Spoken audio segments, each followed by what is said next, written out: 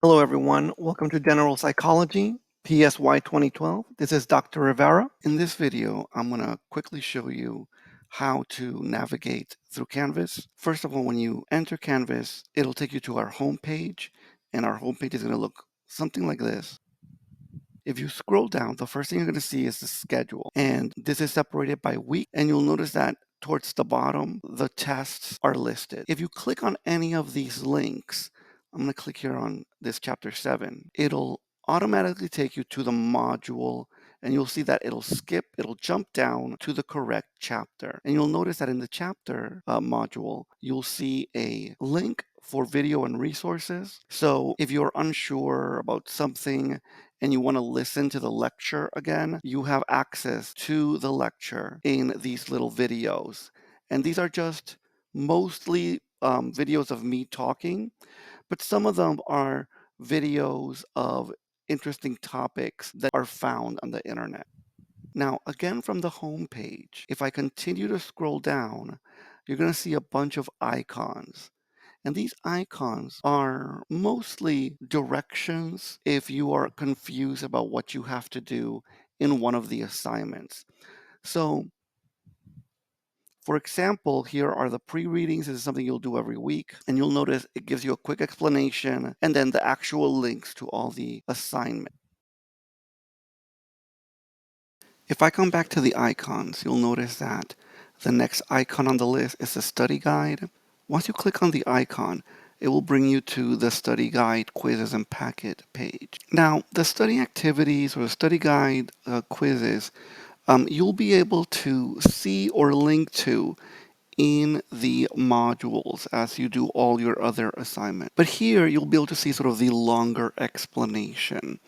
Now, first of all, before each test, you have to complete 6 of these quizzes. Now, you can take the quizzes as many times as you want. The idea is to help you study. And so really just do it until you get 100%. Now, let's say that before you take your test, you realize that you haven't really done as well as you would like to have done on the MindTap assignments and quizzes. One thing that you can do is to download the packet. And the packet is a bunch of worksheets. And you'll notice, for example, this study activity is called 1B Research Designs. Well, you can go to the packet worksheet, which is also going to be called 1B Research Design. And you're going to print that out and you're going to use the quiz you've already done to fill in that worksheet. And you're going to turn in that worksheet directly to me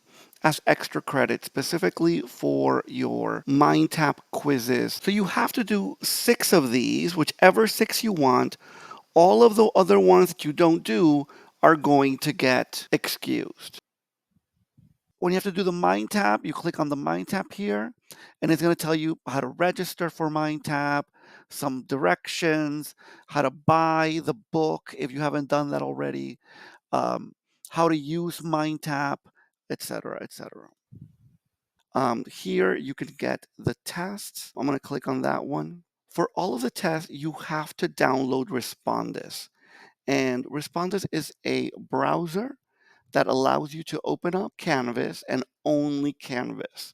And it doesn't let you go anywhere else. And you'll be able to download it here. If you have a Chromebook or an iPad, or if your computer is, let's say, Osceola County's laptop that they let you borrow because you're a high school student, you might not be able to download Respondus.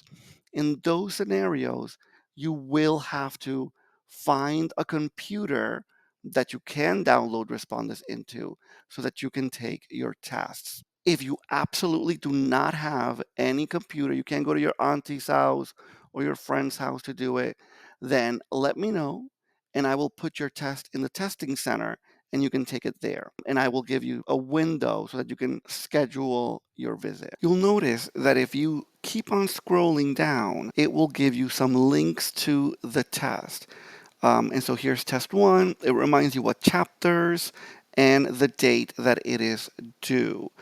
You'll also notice there's another link called Study Guide for Test 1.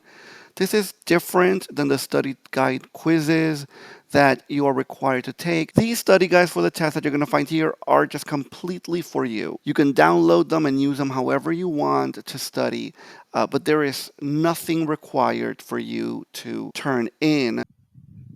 Okay, back to the icons. You'll notice here that there is an icon called SciTalks. And I want you to think of SciTalks like TikToks. Okay, they are going to be videos that are going to last from 1 to 3 minutes, and you're going to talk about whatever section you choose. But you do have to choose a specific section this week. And whatever you choose, that's the one you're doing. And you'll do 3 of them, one for the first section of the class, one for the second section of the class, and one for the third section of the class. And you'll notice here that they're called first SciTalk, second SciTalk, and third SciTalk. Now you'll notice that there is another icon here called Addenda. This is part of your syllabus.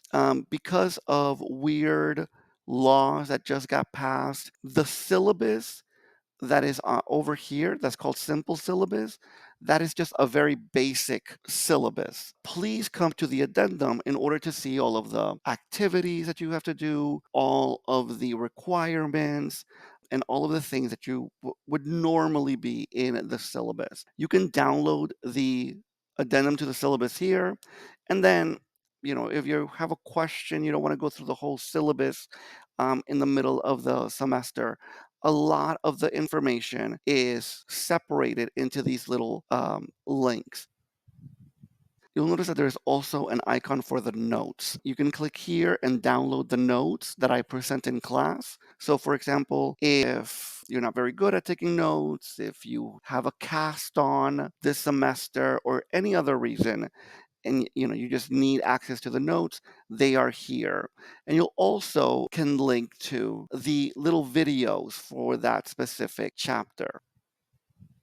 There is an icon for the extra credit. There is a lot of extra credit. You should probably consider doing maybe 6 or 7. You cannot get any more than about 600 points. I think it's 550 points. 550 points will translate to be about 40 points in your final exam. And so that translates to about 5 full final grade points.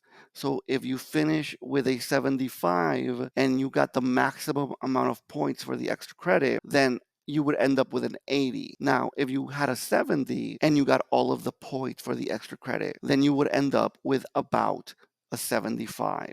So the extra credit is really important for getting you to sort of that next step. Under no circumstances is the extra credit going to make up for any missing assignments. Do your late work if you end up with late work, because those are going to be worth way more points than the extra credit.